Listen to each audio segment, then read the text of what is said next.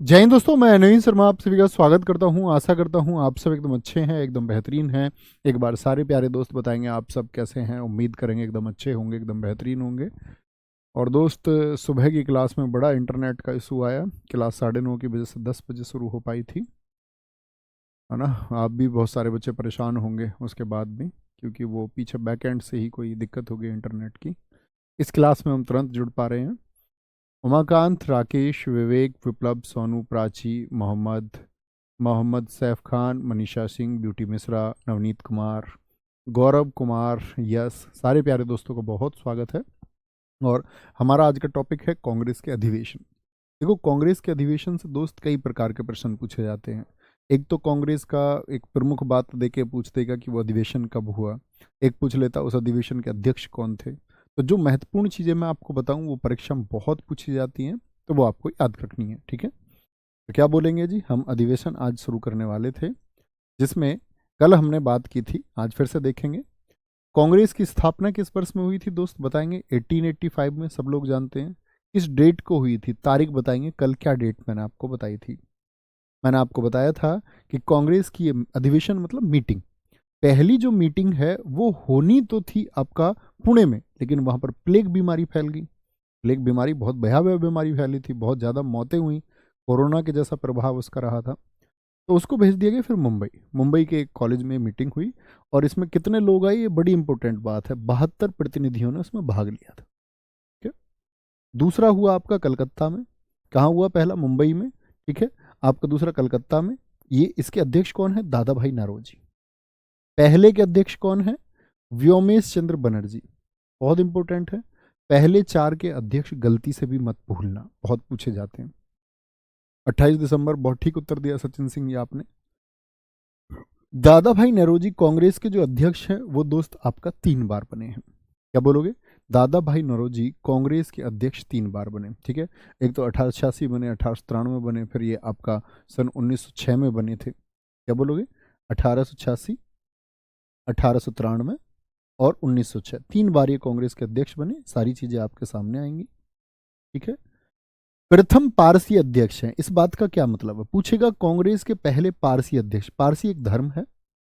पारसी एक धर्म, जैसे हिंदू धर्म है, मुस्लिम धर्म है, ईसाई धर्म है, तो पारसी भी एक धर्म है। जैसे रतन टाटा जी हम जानते हैं, रतन टाटा जी आप जानते होंगे ना सब लोग, वो तो पूरे देश के लिए इंस्पायरेशन है। तो रतन टाटा जी भी इसी समुदाय से आते हैं, वह भी पारसी धर्म के ही हैं। तो ये पहले प्रथम पारसी अध्यक्ष हैं, ठीक है, पारसी अध्यक्ष हैं, बहुत शाबाश। तीसरा हुआ 1887 में, कहां पर, मद्रास में, और इसके अध्यक्ष कौन थे, बदरुद्दीन तैयब जी। तीसरा भी चौथा भी, मैंने बोला पहले 4 तो याद रखने ही हैं। चौथा हुआ आपका इलाहाबाद में। तो जो तीसरा हुआ उसमें बदरुद्दीन तैयब जी अध्यक्ष थे, और ये पहले मुस्लिम अध्यक्ष हैं। और ये 434 क्या है, ये लोग हैं।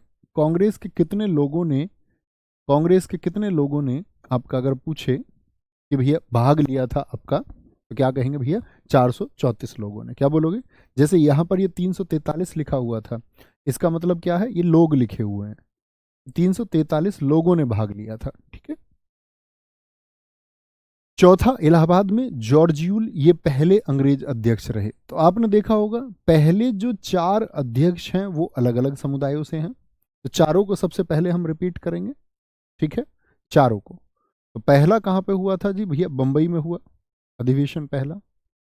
4 क्योंकि इनसे लगातार प्रश्न बनते हैं। दूसरा आपका कलकत्ता में हुआ, कहां पर हुआ, कलकत्ता में हुआ। तीसरा आपका कहां पर हुआ, मद्रास में हुआ, तो क्या बोलते हैं इसको, बकमई। क्या बोलोगे, चौथा आपका इलाहाबाद में हुआ। और सभी परीक्षाओं में प्रश्न पूछा जाता है, चाहे आप रिसेंट का कोई भी एग्जाम देखें। तो पहला कब हुआ, 1885, फिर 1886, क्या हुआ, अरे यार क्या है ये, ऐसे इंटरनेट इशू होगा तो बच्चे कैसे मतलब कर पाएंगे।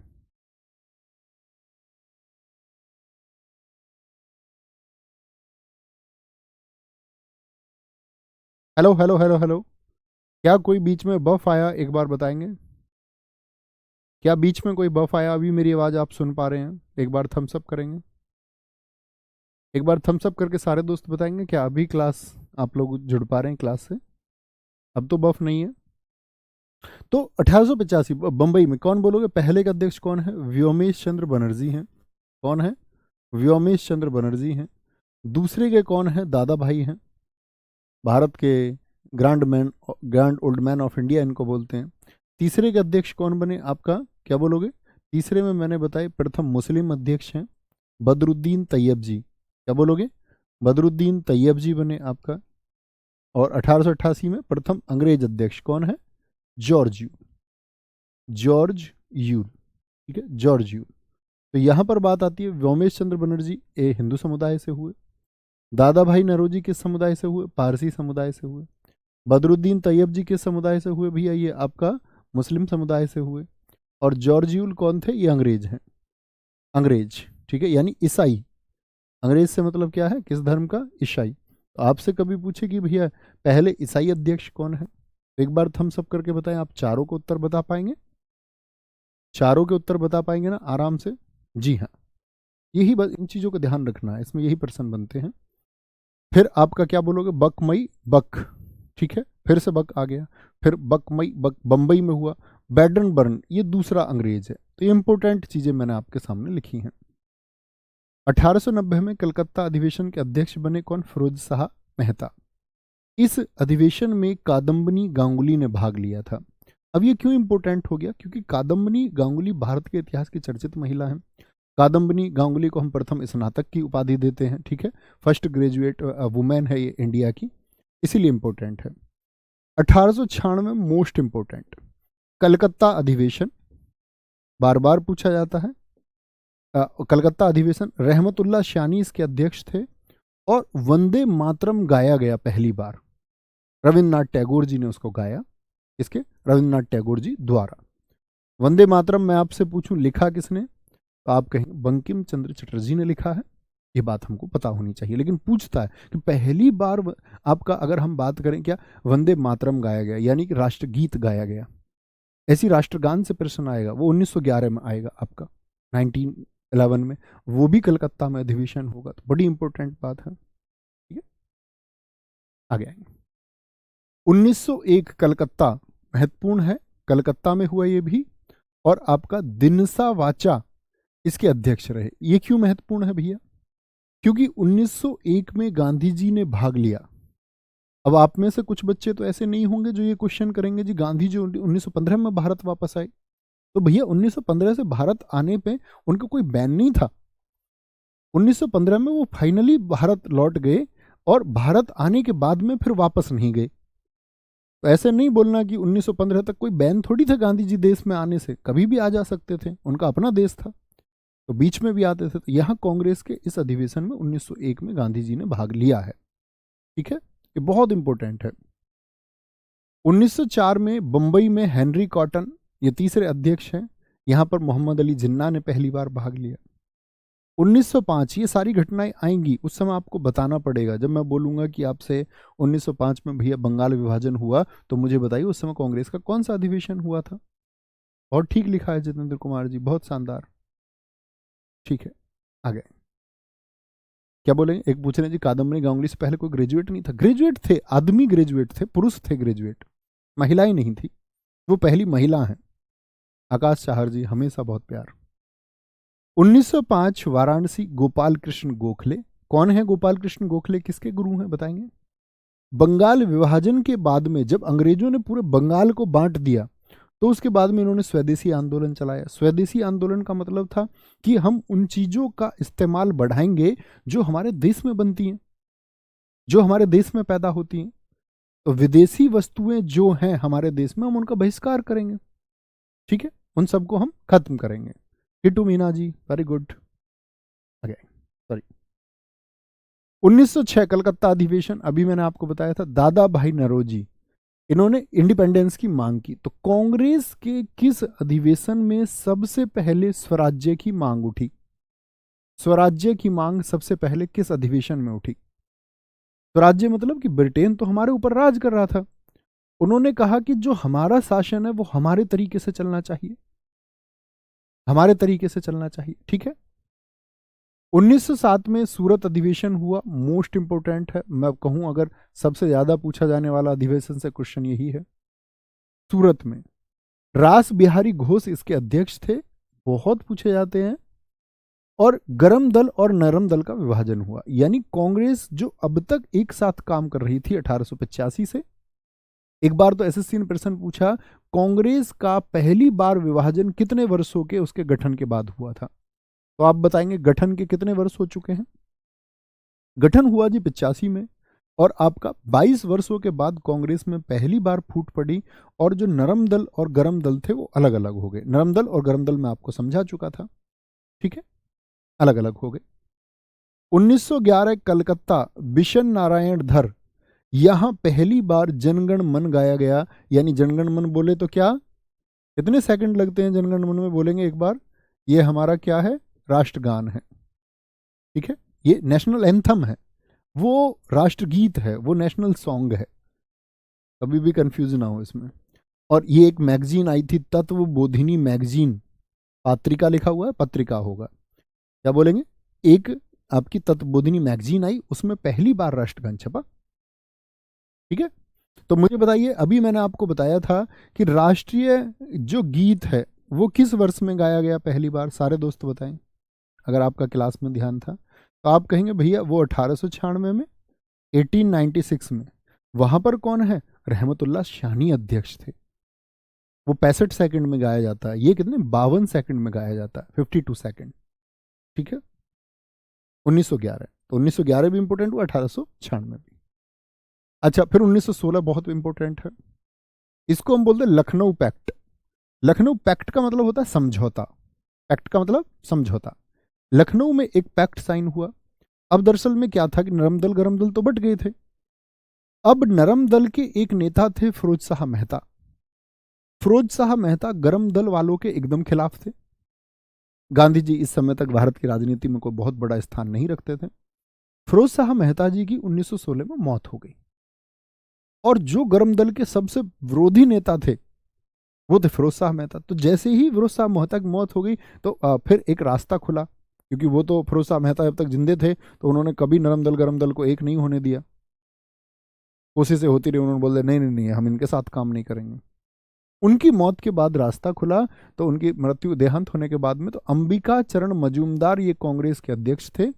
यहां पर क्या हुआ, नरम दल और गरम दल तो एक हुए ही, साथ में मुस्लिम लीग भी आ गया, क्योंकि अब मुस्लिम लोगों को यह दिख गया कि ब्रिटिश सरकार उनको जो बांटना चाहती थी 1905 के बंगाल विभाजन से, हिंदू मुस्लिम का जो बीज उन्होंने बोया, तो इसको भारतीय मुस्लिम जो नेता थे उस समय समझने लगे कि ईस्ट इंडिया कंपनी, या ईस्ट इंडिया कंपनी तो खत्म हो चुकी थी, दरअसल में ये जो अंग्रेज हैं, बोया बीज तो ईस्ट इंडिया कंपनी का था, उन्होंने बोला ये जो अंग्रेज हैं ये हमारे हित की बात नहीं कर रहे हैं, जबकि ये तो किस बात पर फूट डालो और राज करो पर चल रहे हैं। तो भारतीय मुस्लिम लोगों को भी ये समझ में आया, तो वो सब उन्होंने एक साथ अपना काम करने का प्रयास किया। अंबिका चरण मजूमदार यहाँ पर कौन थे? अध्यक्ष थे कांग्रेस के। तो ये जब दोनों लोग एक होते हैं तो एक होने के पीछे सबसे ज्यादा प्रयास थे तिलक जी के। पंडित बाल गंगाधर तिलक जी ने फिर से मिलाया कि भाई हम सबका उद्देश्य एक ही है, हम सबको एक ही काम करना है, ठीक है। 1917 कलकत्ता एनी बेसेंट, बहुत इंपॉर्टेंट, कि भारत या बोले कांग्रेस की प्रथम अध्यक्ष कौन है जो महिला थी? तो क्या उत्तर आएगा? Annie Besant. इसके लिए मैं आप लोगों को बार बार पुराने छात्रों को याद होगा, मैं इसमें 8 जोड़ने को आपसे कहता हूं। 1917 में 8 जोड़िए और फिर 8 जोड़िए, तो क्या बनेगा आपका? 1925। ये महिलाओं के वर्ष हैं। 1933 यहां एक महिला बनी एनी बेसेंट, यहां पर सरोजनी नायडू बनेंगी 1925 में, सरोजनी नायडू। और 1933 में एक महिला बनी थी कांग्रेस की अध्यक्ष। आजादी से पहले 3 ही महिलाएं कांग्रेस की अध्यक्ष नहीं, नलिनी सेन गुप्त। 8 जोड़ के याद रखेंगे, एक बार आंखें बंद करके आप भी रियलाइज कीजिए। 1917 8, 1925, 1925 8, 1933। 1917 में पहली अध्यक्षा कौन बनी? पहली अध्यक्षा कौन बनी, क्या बोलोगे आपका? तो आप कहेंगे अध्यक्ष का स्त्रीलिंग होता अध्यक्षा, इसीलिए लिखा हुआ है वो। कोई दिक्कत, कोई परेशानी? Annie Besant. तो एनी बेसेंट हमारे देश की हैं या बाहर की थी बताएंगे? हमेशा याद रखेंगे, एनी बेसेंट आयरिश थी, आयरलैंड की थी, यानी ये भारत की नहीं है। बाद में तो इन्होंने भारत की नागरिकता ली थी। क्या बोलेंगे, ये भारत की नहीं है, तो क्या कहेंगे आपसे, आप कहेंगे जी ये प्रथम विदेशी हैं, यानी प्रथम भारतीय तो नहीं है। और मैं पूछ लूं प्रथम भारतीय महिला, तब क्या उत्तर आएगा आपका, तब आप कहेंगे सरोजिनी नायडू है। कौन, सरोजिनी नायडू, गलत नहीं करना है। अच्छा, 1918 दिल्ली में हुआ, मदन मोहन मालवीय अध्यक्ष बने। एक प्रश्न पूछा जाता, देखो बाल गंगाधर तिलक को बनना था, लेकिन बाल गंगाधर तिलक अपने किसी कार्य की वजह से कहां चले गए, ब्रिटेन चले गए। अब ब्रिटेन चले गए तो कोई क्वेश्चन पूछा जाता, निम्नलिखित में से कौन कभी कांग्रेस का अध्यक्ष नहीं रहा, और 99% ऐसे प्रश्नों का जवाब हमेशा विकल्प में वो बाल गंगाधर तिलक को रखता है। बीजी को बनना था, बीजी बोले तो बाल गंगाधर तिलक। तो बाल गंगाधर तिलक भैया फिर कभी कांग्रेस के अध्यक्ष नहीं बने, नहीं, फिर कभी मौका नहीं आया। तो पूछते निम्नलिखित में से कौन कांग्रेस का कभी अध्यक्ष नहीं रहा, और जितने भी प्रश्न मैंने देखे उन सभी में वो हिट करता है किसको, बाल गंगाधर तिलक को। ठीक है, यहां क्या हो गया, अब इस समय पर फिर कांग्रेस में फूट पड़ी। एक बार तो देखो क्वेश्चन पूछा है कांग्रेस का विभाजन कब हुआ, तो आप कहेंगे 1907 में सूरत में हुआ था। लेकिन पूछ ले कांग्रेस का पुनः विभाजन, ये शब्द लिख के दे, इसका मतलब फिर से विभाजन। तो फिर से विभाजन कब हुआ है, तो आप लोगों का आंसर आएगा कि भैया फिर से विभाजन हुआ 1918 में, पुनः, फिर से। ठीक है, फिर से विभाजन। ठीक है, फिर 1920 में ये एक हुए थे, फिर से टूट जाते थे, अलग हो जाते थे, फिर एक हो जाते थे। 1920 में वीर राघव नागपुर में।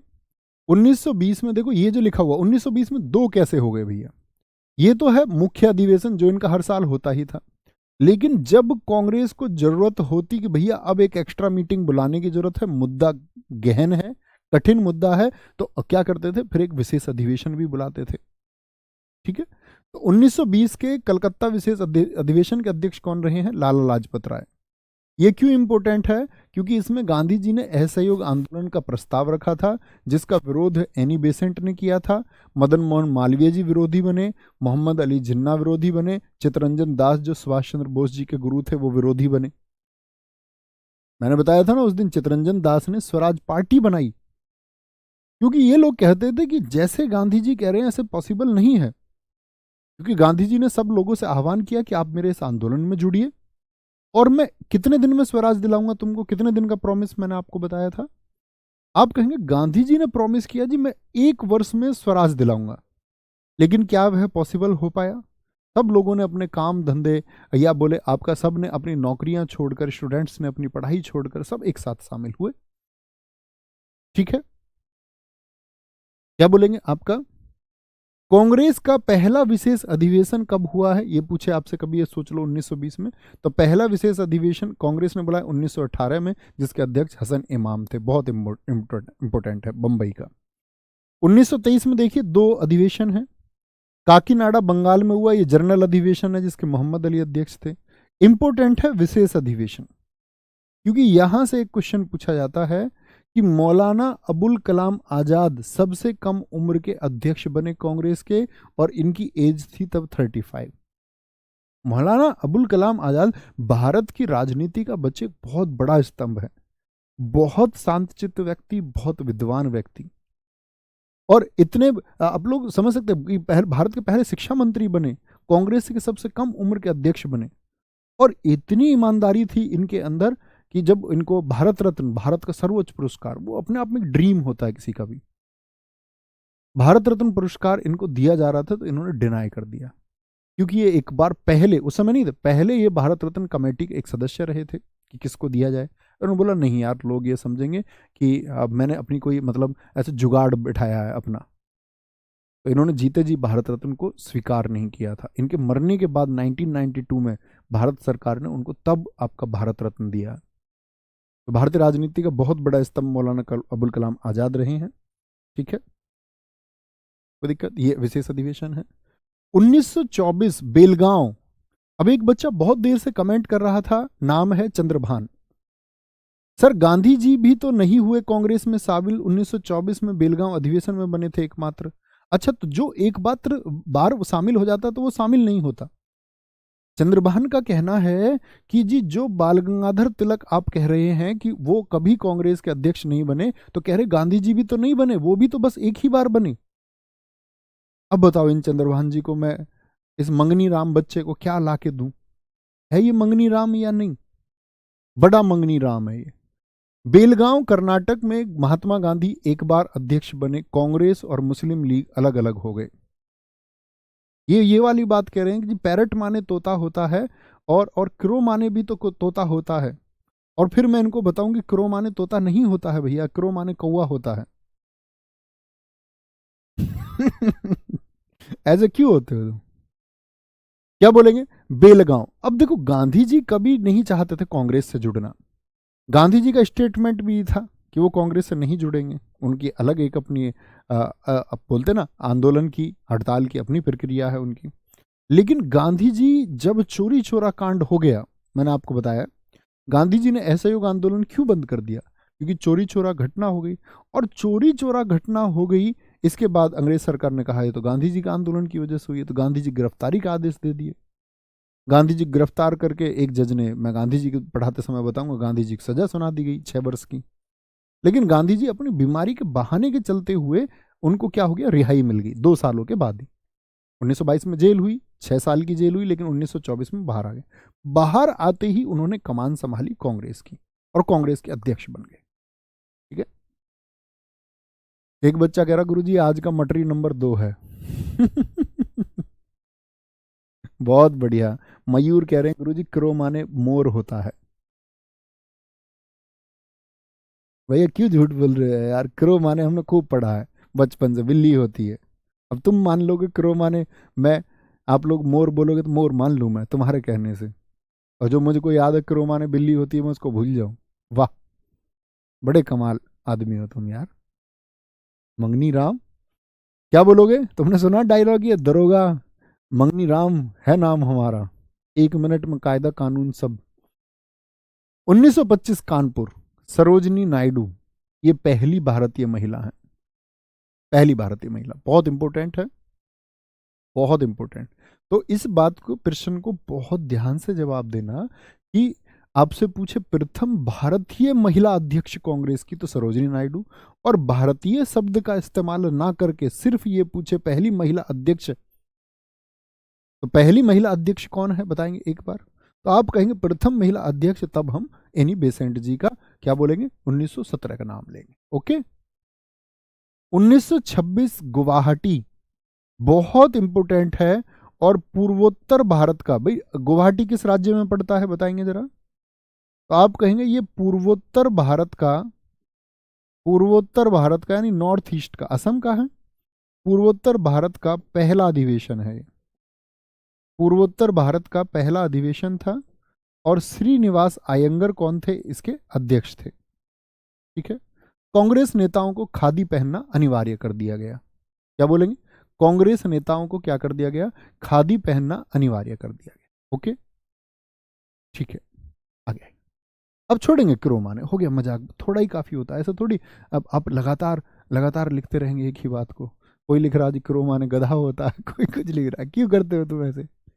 हो गया एक ही बार, ठीक है, वापस आ जाया करो। बहुत देर तक के लिए मस्ती में नहीं रहना है, कुछ सेकंड की ठीक है वो। आओ। 1929 लाहौर, पूर्ण स्वराज्य की मांग जवाहरलाल नेहरू, बहुत पूछा जाता है। आप कहोगे भैया सबको महत्वपूर्ण लिख रहे हैं, हाँ मैंने लिखे ही महत्वपूर्ण है, बोर्ड पर सिलेक्टेड है। 1929 लाहौर में जवाहरलाल नेहरू कांग्रेस के अध्यक्ष बने और पूर्ण स्वराज्य की मांग की। स्वराज्य नहीं, स्वराज्य की मांग। अब तुम लोग बताओ स्वराज्य की मांग कब उठी? तो आप कहेंगे भैया जी स्वराज्य की मांग तो 1906 में दादा भाई नौरोजी के टाइम पर उठी। अब इन्होंने कहा स्वराज्य वराज्य नहीं, अब पूर्ण स्वराज्य चाहिए, पूर्ण स्वराज्य चाहिए। ठीक है, आगे आएंगे।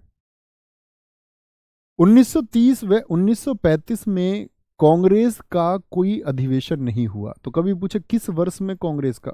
ये 2 वर्ष हैं सिर्फ, 1930 और 1935। देखो 31 में तो हुआ है। कराची, कराची में सरदार वल्लभ भाई पटेल अध्यक्ष बने। तो पहली बार बात करते किसानों के लिए मौलिक अधिकारों की मांग कब उठी थी? किसानों के लिए फंडामेंटल राइट की बात किसने की सबसे पहले? तो ये मांग उठाई थी आपका, किसने? वल्लभ भाई पटेल जी ने। जब मैं सरदार भगत सिंह जी के बारे में आपको पढ़ाऊंगा तो उस समय मैं आपको बताऊंगा कि भैया मुझे बताइए, ये वो वर्ष है जब सुभाष चंद्र बोस, सॉरी, ये वो वर्ष है जब आपका भगत सिंह, सुखदेव और राजगुरु को फांसी हुई थी, 23 मार्च 1931। उसके 8 दिन बाद का ये कराची अधिवेशन है। कांग्रेस क्या कर रही थी उस टाइम पे जब उनको फांसी हो रही थी? तो मैं उस समय आपसे प्रश्न करूंगा कि भैया कौन सा अधिवेशन उस समय, क्या बोलेंगे आपका, कि कौन सा अधिवेशन है जिसकी मांग उस समय चल रही थी? ठीक है, आगे। 1937 में फैजपुर बंगाल में पंडित नेहरू गांव में हुआ पहला अधिवेशन है। आज तक के सारे अधिवेशन जो हुए वो शहरों में हुए, ठीक है, और ये पहला है गांव का, फैजपुर बंगाल का। सर बहुत सारी क्लास देख के हम लोग बोर फील होने लगते हैं। देखो बच्चे, अब बिल्कुल मन बोर होगा ही भाई, ये कोई उत्साह की चीज तो है नहीं पढ़ाई। लेकिन बच्चे ये जरूरत की चीज होती है। जैसे हम लोग खाना खाते हैं, है ना, सबके घर पे स्वादिष्ट खाना नहीं बनता, कुछ जगह तो बड़ा कॉमन सा खाना बनता है, 2 टाइम भर की रोटी मुश्किल है। तो बोरियत होती होगी, मैं मान लूंगा। मैं ये नहीं कह सकता कि पढ़ाई को तुम इंटरेस्ट बना लो बहुत और तुमको मजा आ जाना चाहिए, ये आ जाना चाहिए। चलो किसी एक आध स्टोरी में हम पढ़ते हैं तो स्टोरी में मजा आ जाता है, लेकिन मैथ को हम कर रहे हैं तो हमको मजा आए, रीजनिंग हम करें तो मजा आए, ठीक है, आता है एक समय पर मजा भी आता है करने, लेकिन लंबे समय तक बोर होते हैं, आपकी ये बात ठीक है। लेकिन बच्चा, आपको एक बात और समझनी होगी कि बात बोरियत की है ही नहीं। कुछ चीज़ें ऐसी होती हैं कि जिनको हम लोगों को करना ही है, क्योंकि वह हमारा ड्यूटी है, कर्तव्य है। अब सोचिए जिनके पिताजी मेहनत करते होंगे, मजदूरी करते होंगे, तो उनको मजा आता होगा मेहनत करने, मजदूरी करने, नहीं ना? बहुत सारी चीजें सिर्फ मजे के लिए नहीं होती। उनको क्या बोर फील नहीं होता होगा कि वो लगातार काम करते रहते होंगे? मैं, एक बच्चा मेरे पास आया, और सुनना, और इवन मैं तुम्हें एक बात बताऊं कि मतलब अपने साथ इतने सारे स्टूडेंट तो बहुत सारी कहानियां भी हैं। एक बच्चा मेरे पास आया, शायद मैंने बताया, आप लोगों को नहीं बताया, एसएससीडी की ही तैयारी करता है, और वो बैठ के, मतलब मेरे सामने बैठा हुआ, और उसके होंठ कांप रहे थे, मतलब वो बोलने तक को तैयार नहीं है, लगातार उसकी आंख में से आंसू निकल रहे थे। तो मैं समझी कोई बात होगी, ठीक है। तो मतलब बड़ी देर में उसे साहस मिला इस बात का कहने का, और आप समझना प्लीज। तो उसने, बच्चे ने बोला कि जी, शायद बच्चा क्लास भी देख रहा होगा अभी, रियली सॉरी कि मुझे इस तरह की बातें, आपकी भावनाएं हैं, लेकिन वो आपको महसूस करनी चाहिए। किसी की एक कहानी हो सकती है, लेकिन किसी के लिए वो जीवन है। वगैरह मेरे पिताजी जिनके यहाँ काम करते थे, उनकी जेसीबी, ट्रैक्टर वगैरह सब हमारे पिताजी चलाते थे। वो बड़े धनाढ़ आदमी हैं, बड़े अमीर आदमी हैं। तो उनके वहाँ काम करते हुए ट्रैक्टर पर मेरे पिताजी का देहांत हो गया, ट्रैक्टर के नीचे पिताजी आ गए और पिताजी मर गए। कह रहे हमारे पिताजी सुबह मरे और ये खबर हमको शाम दी गई। हमारे पिताजी कहते हैं कि जो लोगों ने बताया कि उनकी सांसें बची हुई थी, लेकिन जो मालिक लोग हैं उन्होंने उनको अस्पताल में भर्ती कराने की वजह, क्योंकि वो जानते थे इनका घर बहुत कमज़ोर है और खर्चा अस्पताल में जो होगा वो बेवजह देना पड़ेगा। कह रहा कि उन्होंने गाड़ी में डाल के उनको तड़पते हुए, कम से कम बाकी लोगों ने बताया 3 से 4 घंटे उनको वहीं गाड़ी में इधर से उधर घुमाया। कोई हॉस्पिटल तक नहीं लेके गया उनको, ना हमको बताया गया। घर की स्थिति ऐसी, उसने बताया 3 भाई 3 बहन है। मैंने बताया भाई फिर कैसे चलता है सब कुछ? उसने बताया कर्ज की स्थिति है। मैंने कहा, कैसे चीज़ें चलती होंगी, मतलब कैसे सब कुछ अरेंज हो पाता होगा? तो उसने बताया कि हमारी कोई बुआ है, वो 2,000 रुपये भेजती हैं, और उस 2,000 रुपये में हमारा पूरा घर चलता है। आप सोच के देखिए, 4 मेंबर, 2,000 रुपये में पूरे महीने के लिए। मैं ये मानता हूँ शायद इससे विषम कुछ स्थिति हो नहीं सकती, इससे बेकार, इससे खराब। लेकिन बच्चा, इस स्थिति में हम मजा नहीं ढूंढ सकते, ना हम बोरियत जैसी बातें कर सकते हैं। हमारी कुछ ड्यूटीज होती हैं कि हम इस जीवन में हुए तो हमें कुछ अपनी चीजें करनी ही होंगी।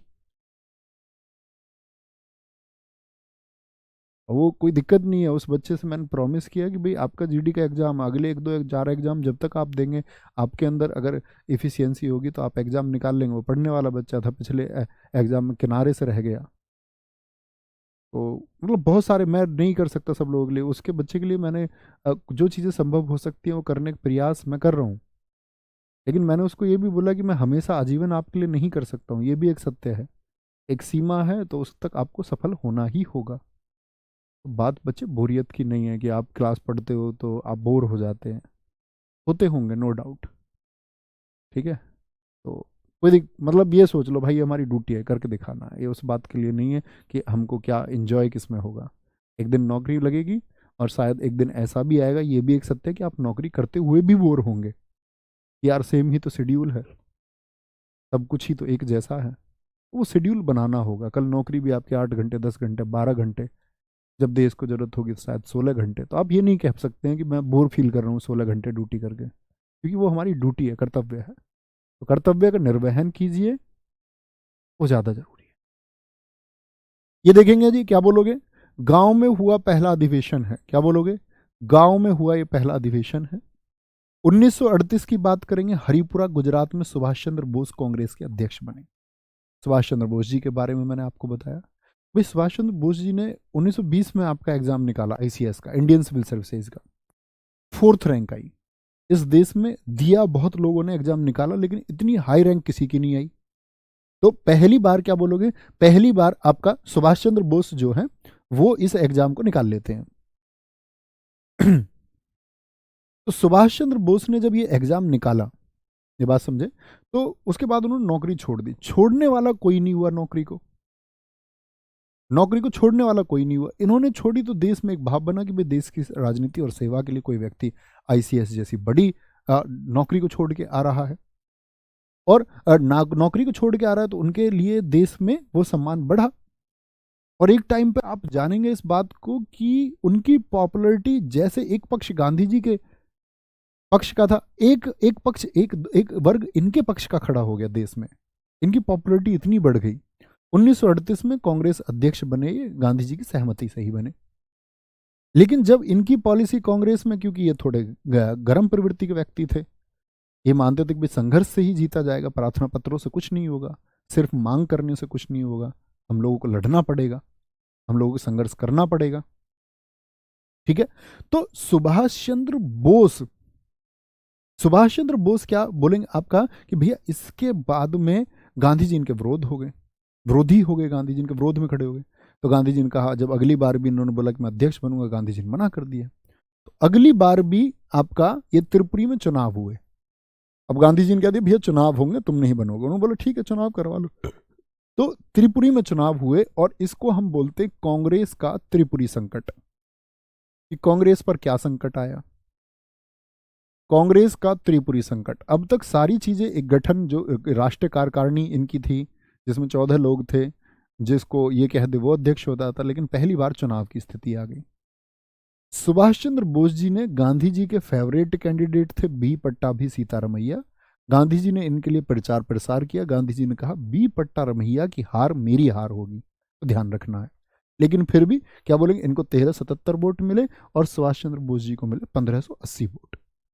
तो क्या बोलेंगे आपका 1934 में कौन बने जी त्रिपुरी में? फिर से सुभाष चंद्र बोस अध्यक्ष बन गए। अब तो भैया कांग्रेस की जो राष्ट्रीय कार्यकारिणी थी उसकी तो बेइज्जती हो गई। तो राष्ट्रीय कार्यकारिणी के 14 में 12 सदस्यों ने इस्तीफा दे दिया, भैया हम काम ही नहीं करेंगे। तो फिर इसके बाद उन्होंने बोला ठीक है, कांग्रेस को मैं ही छोड़ देता हूं, खुद छोड़ दिया। तो क्या बोले, 1939 में सुभाष चंद्र ने कांग्रेस को छोड़ दिया। उसकी जगह अध्यक्ष बने कौन? राजेंद्र प्रसाद। बहुत इंपॉर्टेंट है, पैट ने कई बार पूछा है। राजेंद्र प्रसाद उनकी जगह अध्यक्ष बने थे। तो क्या बोलेंगे, जब ये छोड़ गए, तो ये इनके बारे में मैं सुभाष चंद्र बोस जी के बारे में पढ़ाऊंगा आपको अलग से।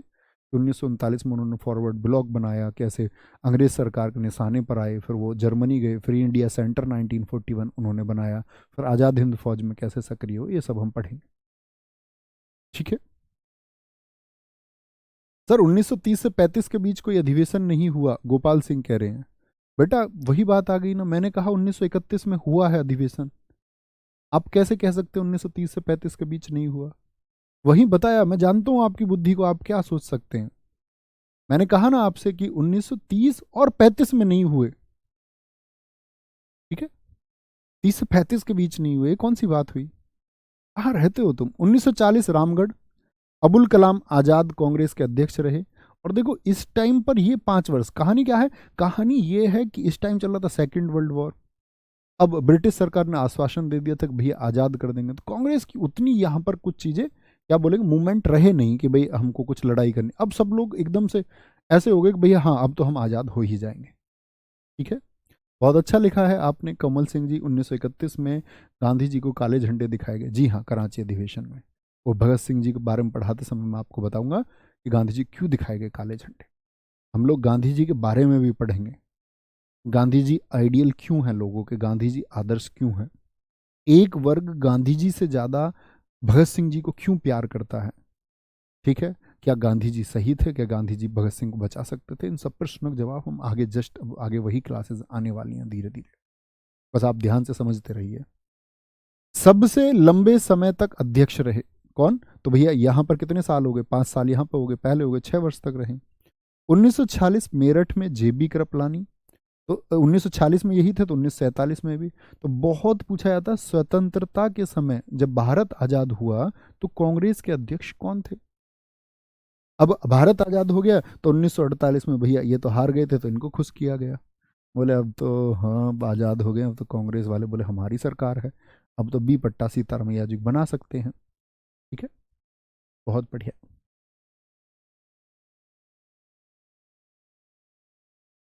बोलेंगे जी, बिल्कुल कह सकते हैं फैजान खान जी, बहुत अच्छा आपने लॉजिक लगाया है। इस तरह के छात्र आगे जाते हैं, बहुत शानदार।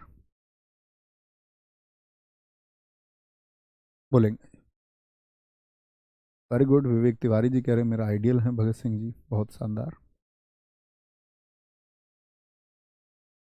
बहुत शानदार। ठीक है, क्या बोलोगे 1948, लेकिन ऐसे ही फैन नहीं हो जाना है किसी का भी, गांधी जी का फैन ऐसे ही नहीं हो जाना है कि बस आपने कुछ सुना और आपने कुछ माना, किसी एक ने कोई 10 एक मिनट बोला और आप फैन हो गए किसी के, ऐसा नहीं होना है। आपको एनालिसिस करना पड़ेगा। आपको फैन तब होना जब आप ये माने कि मैंने भगत सिंह का अध्ययन कर लिया, मैंने भगत सिंह जी को जाना, उनके बारे में पढ़ा, उनके लेख मैंने पढ़े, गांधी जी के बारे में अन्य लेखकों की राय जानी, गांधी जी क्या सोचते थे क्या समझते थे, मैंने उनके बारे में जाना। मैं तुम्हें बताऊं तो एक समय तक मैं भगत सिंह जी का बहुत बड़ा फैन था और आज भी हूं। एक समय तक जब मैं अपने अध्ययन को बढ़ा रहा था तो मुझे को गांधी जी बड़े खराब लगते थे, मुझे को लगता था गांधी जी बहुत कमजोर आदमी है यार। लेकिन जब मैं उन चीज़ों का अध्ययन करते करते आगे बढ़ा तो उस चीज़ उस पक्ष में मैं पहुंचा हूं कि गांधी जी भी गलत नहीं है। गांधी जी को अगर आप गलत ठहरा रहे हैं इसका मतलब आपका अध्ययन गांधी जी के बारे में कम है। और मैं जो पहले विचारधारा रखता था तो मैं गलत था, पहले मेरी समझ गलत थी। तो दोनों का एक अलग पक्ष है, मैं दोनों ही चीज़ों के बारे में आपको अध्ययन कराऊंगा। ठीक है, निश्चिंत रहेंगे, फिर चुनाव आप कर सकते हैं आसानी से। तो कांग्रेस में कुल 4 अध्यक्ष हुए हैं, जिसमें पहले जॉर्ज यूल, एक वैडरबर्न, एक अल्फ्रेड वेब और हेनरी कॉटन। तो कितने अंग्रेज कांग्रेस के अध्यक्ष रहे, 4। ठीक है, क्या बोलेंगे, कांग्रेस में 3 महिलाएं अध्यक्ष बनी, एनी बेसेंट, सरोजिनी नायडू, नली सेन गुप्त। सर मैं नवीन शर्मा RWA का फैन, NK यादव।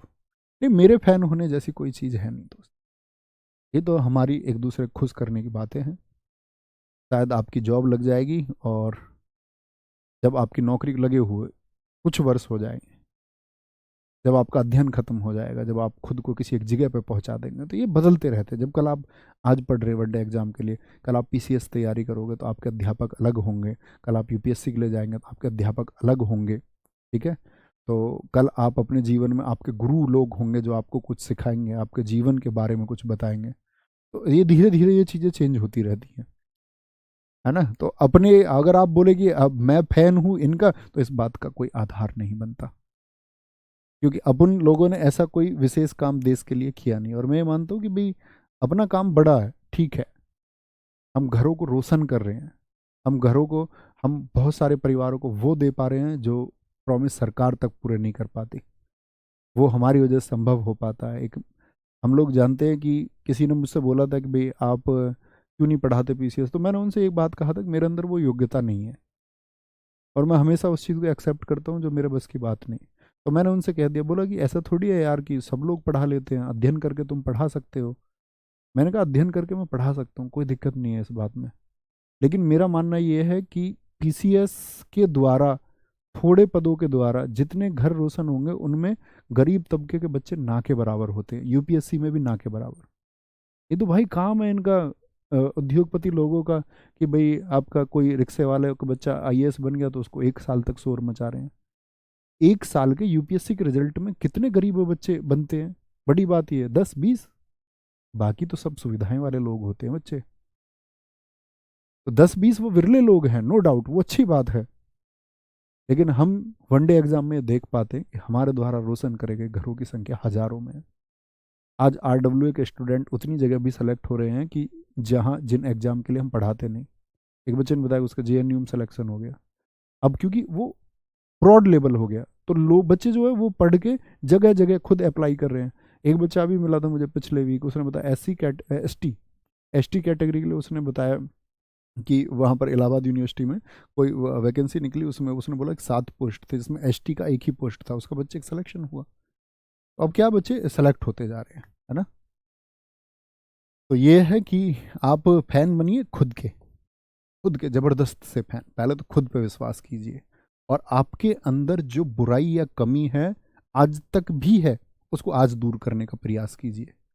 तो सबसे बड़ा फैन आपको खुद का होना होगा, खुद का, स्वयं का। उसके बाद आपके फैमिली मेंबर्स हैं, उनमें ढूंढिए भाई बहन, कोई रिलेशन अगर लगता गैप है तो उसको पूरा कीजिए, मम्मी पापा। उसके बाद आपका, क्योंकि माँ बाप यार उनकी वजह से तो आप हैं, तो आपके पास दुनिया में बहुत सारी चीज़ें रहेंगी, लेकिन सबसे पहले खुद पर भरोसा, बाकी सब बाद में। ठीक है, क्या बोलेंगे? कांग्रेस में 3 महिलाएं अध्यक्ष बनी, बता दो भैया कौन कौन से वर्ष हैं इनके, कौन कौन से वर्ष हैं, सारे दोस्त बताएंगे एक बार।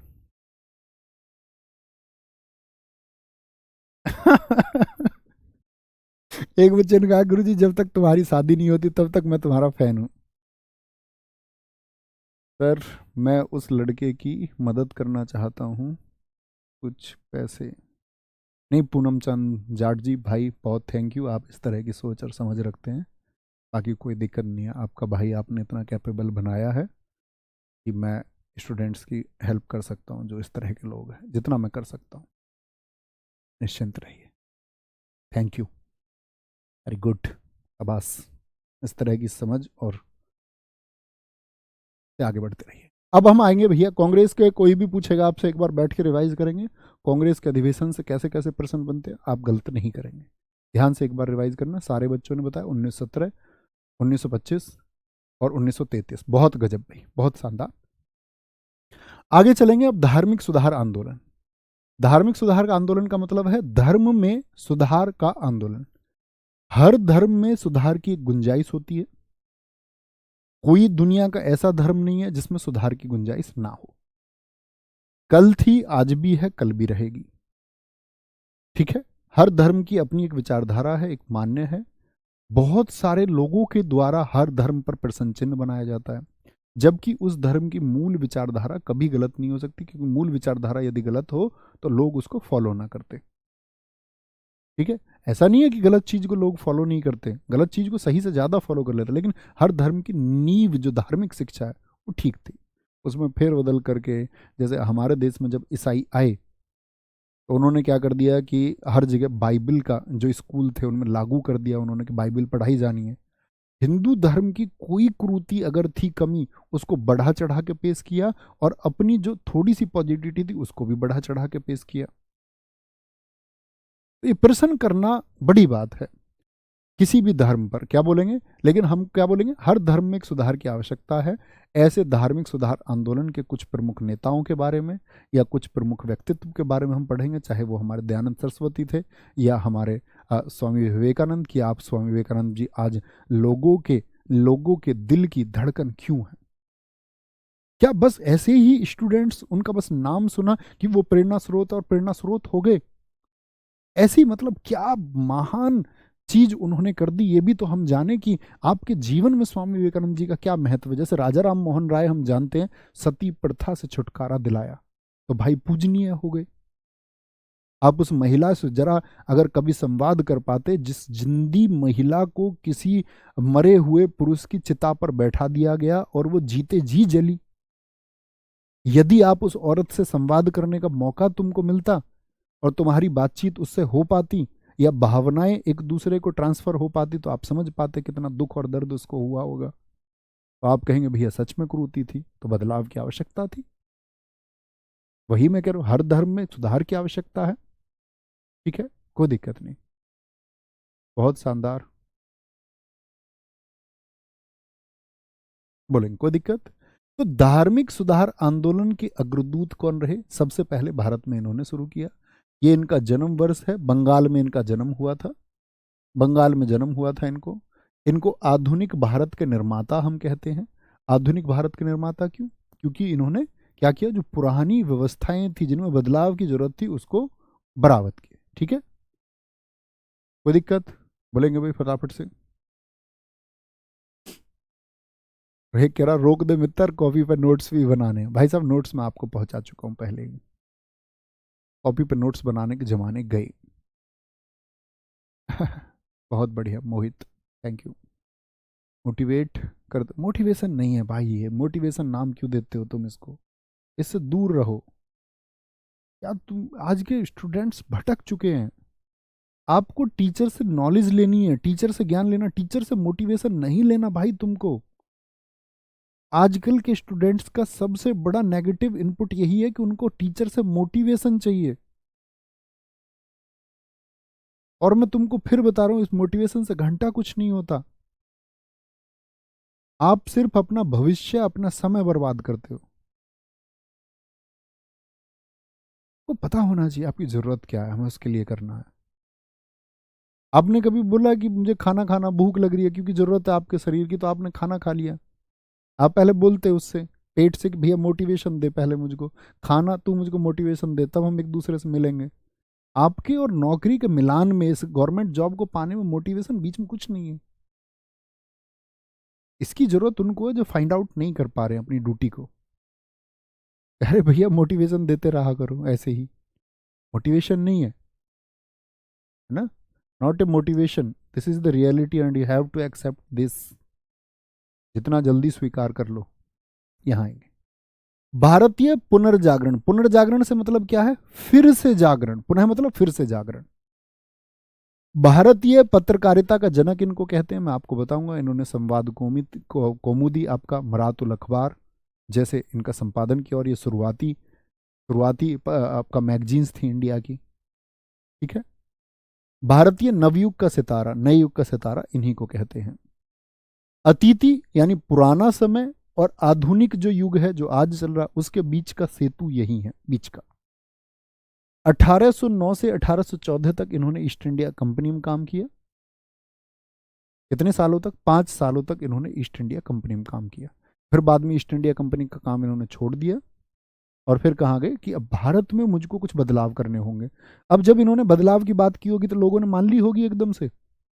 अब बताओ, अगर इन्होंने बदलाव की बात की होगी तो लोगों ने एकदम से मान ली होगी, हाँ हाँ राजा राम मोहन राय कुछ कह रहे हैं तो मान लेते हैं। नहीं मानेंगे, बड़ा विरोध हुआ होगा। सोचो कितनी गालियां मिली होंगी। तो जो कोई सटीक, सही और परिवर्तन की बात करता है उसको गाली मिलती है, उसको गाली ही मिलेगी। आप किसी से जाके बोलो कि मुझे इसको, आप अपने घर जाके बोलो कि जाति क्या होती है, मैं जाति में विश्वास नहीं करता, मुझको इंटरकास्ट मैरिज करनी है, लोग तुम्हारे घर के लोग तुमको लपड़ा देंगे। ऐसा हो सकता है तुरंत ही तुम में एक दो लाठी, जूते वूते सब लग जाए, चाटे भी लग सकते हैं। लेकिन कुछ परिवार ऐसे होंगे जो ये सच में इस बात में विश्वास रखते होंगे कि हाँ ये तो यार सच में हम सब इंसान हैं, तो वो लोग उसका स्वागत भी करेंगे। तो हर समय पर एक ऐसा वर्ग मौजूद था जो किसी चीज के पक्ष में था, और हर समय पर एक ऐसा वर्ग था जो हर किसी चीज के विपक्ष में था। आज भी है, कल भी रहेगा। एक सही मुद्दे पर एक पक्ष और विपक्ष हमेशा रहेंगे, एक गलत मुद्दे के भी पक्ष में लोग रहेंगे और विपक्ष हमेशा रहेगा, तो वो तो हमेशा रहेगा। तो विरोध हुआ होगा। एक बच्चा कह रहा जी विरोध नहीं हुआ था। 1809 में एक पुस्तक इन्होंने लिखी, तुहफात उल मुहाविदीन, फारसी भाषा में, एकेश्वरवाद के लिए यानी मोनोथीज्म के लिए। इन्होंने कहा कि आप कुछ भी रूप दे दीजिए, आप उसको अल्लाह कहिए, आप उसको यीशु कहिए, आप उसको ब्रह्मा विष्णु महेश के नाम से जानिए, या आप उसको दुनिया में कोई भी रूप दे दीजिए, है एक ही। तो मोनोथीज्म के लिए, एकेश्वरवाद के लिए इन्होंने पुस्तक लिख दी। बोले एक पुस्तक है, तो बड़ा विरोध हुआ। लोगों ने कहा ये आदमी तो ईसाइयत का शिकार है, ये तो ईसाइयत के मैसेज सबको देना चाह रहा है, कहते कि हमारे ब्रह्मा विष्णु महेश ही, उनको जीसस मान लीजिए या कुछ भी मान लीजिए। तो बोले ये आदमी कैसी बातें करता है यार, क्या पगला गया आदमी। उन्होंने बोला ईसाइयत का शिकार है। तो इन्होंने प्रिसेप्ट ऑफ जीसस नामक किताब लिखी, जिसमें इन्होंने बताया कि ईसाई धर्म में भी ये कमियां हैं जिनमें सुधार की जरूरत है। 1815 में इन्होंने आत्मीय सभा बनाई। यही सभा है दोस्त जो आगे बढ़ के क्या बोलते हैं आपका, उसको खत्म करती है सती प्रथा को। 1817 में इन्होंने हिंदू कॉलेज बनाया, जिसको प्रेसिडेंसी कॉलेज बोलते हैं, कलकत्ता में, और इसके संस्थापक थे डेविड हेयर। ठीक है। प्रयास इसके लिए किसने किया? राजा राम राधाकांत एक देव थे जिन्होंने कहा कि हिंदू के लिए कॉलेज होना चाहिए। 1820 में इन्होंने प्रिसेप्ट ऑफ जीसस पुस्तक लिखी। क्या बोलोगे? इसमें इन्होंने जो ईसाइयों का न्यू टेस्टामेंट शाखा है, ब्रांच है, उसकी कमियां लिखी कि भाई कमियां सबके अंदर है। ऐसा नहीं हिंदू धर्म, मुस्लिम धर्म या पारसी धर्म इनमें कमियां, कमियां हर एक धर्म में, ईसाई धर्म में भी कमियां हैं। उनको भी क्या बोलेंगे, दूर करना है हमको। ठीक है, कोई दिक्कत? 1821 में इन्होंने संवाद कौमुदी, बहुत पूछा जाता है, इंपोर्टेंट मार्क करना, बंगाली भाषा में एक साप्ताहिक। साप्ताहिक का मतलब क्या है? वीक में एक बार आता था, वीक में एक बार। ठीक है, वीक में एक बार आता था, साप्ताहिक शुरू किया। मिरात उल अखबार फारसी भाषा में, ये क्या था? एक वीकली था। मिरात उल अखबार फारसी भाषा में आया। तो ये दोनों कब आए इनके? 1821, और ये आपका 1823 में लाइसेंसी एक्ट एक आया। बोले अब जो भारत की भाषाएं उनमें ये भारत के विरोध में कुछ बात करें, इन पर रोक लगनी चाहिए। तो ये जब्त कर लिया गया था अखबार। तो इनसे बोला गया कि भाई फारसी में नहीं लिखोगे, अंग्रेजी में लिख सकते हो। तो ये शुरुआती दौर है, इसीलिए इनको पत्रकारिता का जनक हमने कहा। ठीक है सर जी, नोट्स कहाँ मिलेंगे? बेटा सारी क्लासेस अगर तुमने की होती तो तुमको पता होता नोट्स कहाँ मिलेंगे। अब तुम सारी क्लास करते नहीं और मैं ऐसे बच्चे को ये बताऊं कि नोट्स कहाँ मिलेंगे, तो ये तो मेरे लिए फेलियर होगा। सारी क्लासेस करो, क्रम से जो कराई हैं उनमें ही आपको पता चल जाएगा नोट्स कहाँ है। क्योंकि छोड़ छोड़ के जो बच्चा क्लास करता हो उसको मैं नोट्स का एड्रेस बताऊं तो आप भी जानते हैं कि आप अच्छे बच्चे तो है नहीं, रेगुलर तो क्लास आप करते नहीं, नहीं तो आपको पता होता है ना। 1825 में वेदांत कॉलेज की स्थापना हुई, वेदांत कॉलेज की। 1828 में ब्रह्म समाज 20 अगस्त 1828 को बना। कहाँ पर? बंगाल में आपका, कोलकाता। और किस चीज़ के लिए बना था ब्रह्म समाज? धार्मिक कुरीतियों को रोकने के लिए। बहुत इंपॉर्टेंट है। अगर मैं कहूँ सारे समाजों में सबसे ज़्यादा पूछा जाता है तो कौन? ब्रह्म समाज को। एक बार सारे लोग बोलेंगे ब्रह्म समाज की स्थापना किस वर्ष हुई और किसने की। ठीक है, तो ये बात आपको याद होनी चाहिए। ठीक है सर, सती प्रथा शुरू कब हुई थी? सती प्रथा बहुत पुरानी है। उसके बारे में जो गुप्त शासकों, उनके अभिलेखों तक में भी वर्णन मिलता है। एरन अभिलेख में भी जिक्र मिलता है कि सती प्रथा लगभग 2000 वर्ष पुरानी है, तो बहुत पुरानी है। ठीक है, बोलेंगे जी कोई दिक्कत, कोई परेशानी? रोक दे मित्र। भाई साहब मैं भी देखता हूँ रील्स, ऐसी बात नहीं है। अभी आप सोचते हो मैं पूरी दुनिया में कहाँ क्या कहाँ चल रहा है वो सब पता है मुझे। डोंट वरी, मैं सोता कम हूँ और जाग के मैं रिसर्च ज़्यादा करता हूँ। तो उसकी चिंता मत करो मित्र, मुझे भी पता है। कह रहे भैया रोक दे मित्र, एक रील है। तो यहाँ कल से कंटिन्यू करेंगे भैया। ठीक है, तो ख्याल रखिए अपना बहुत सारा, मिलते हैं कल। मुस्कुराते रहिए लेकिन बच्चे मेहनत करते रहिए। ठीक है, और आप जिम्मेदार यार व्यक्ति हो, आप अपनी जिम्मेदारी को महसूस करो एक बार, तब कभी बोर नहीं होंगे, तब लक्ष्य आसान होगा कि मेरी जिम्मेदारी है। अब हर पल को अपना संघर्ष मानो। ऐसा लोग था ना कि भाई आप क्यों उस पल का इंतजार करते हैं कि मृत्यु निकट है, तो उस टाइम पर आदमी कितना जबरदस्त प्रयास करता है। कोई बोले कि एक बूंद पानी की जरूरत है और थोड़ी दूर तुमसे गिलास है, 10 लोग भी तुमको रोके तो तुम एफर्ट लगाओगे उस एक बूंद के लिए। आप अभी एफर्ट बहुत जबरदस्त क्यों नहीं लगाते हर एक दिन? क्योंकि आपको लगता है कि आप कंफर्ट में हो, अभी जरूरत नहीं है उसकी। तो उस जरूरत को बस महसूस कर लीजिए, सब आसान है। ख्याल रखें अपना, मिलेंगे कल। जय हिंद, जय भारत, नमस्ते, थैंक यू।